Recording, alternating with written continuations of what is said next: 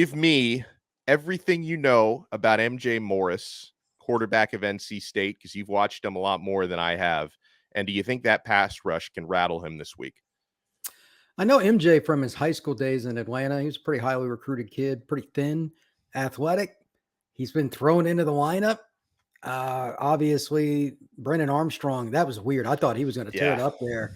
You and He's I got talked he's got a about this. little worse every year, Brendan Hart. I don't know what's I going don't, on there. I don't, something's goofy because he's a Yeah. physically talented and Yeah. competitive kid, but whatever.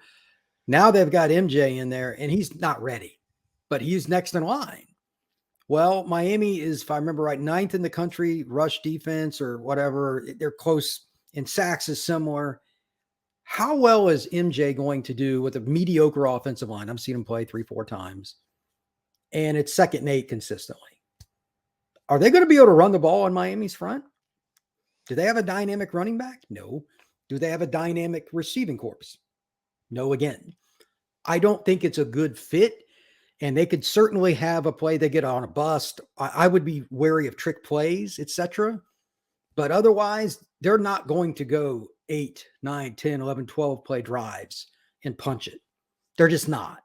They haven't been that team all year. They have struggled against numerous teams. I mean, Louisville kept them down. Louisville's defense is okay.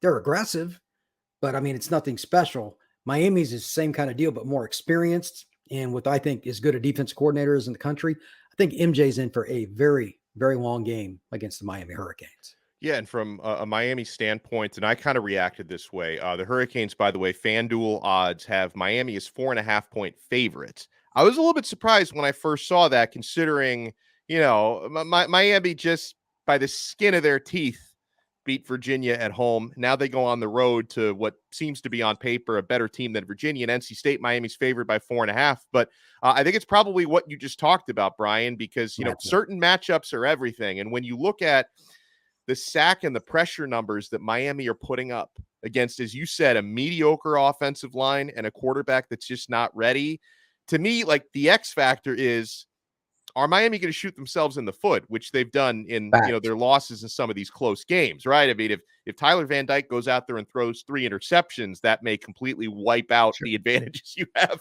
on the defensive line. So, I mean, if Miami can take care of the football, like you said, that's a big-time matchup to exploit.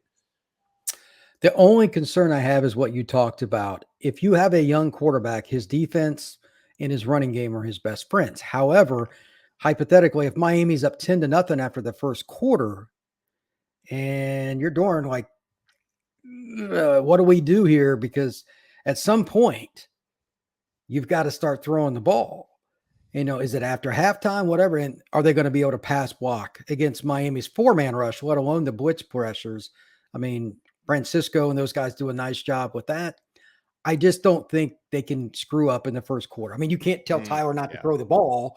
Right. But unless they turn it over and just have like a pick six or something like that, if you're up at any point in the first half and get to 10-point lead, it's going to be really hard for that kid. He's not ready for what Miami has on defense. And that's just the challenge he has. It's a very bad matchup for NC State's offense.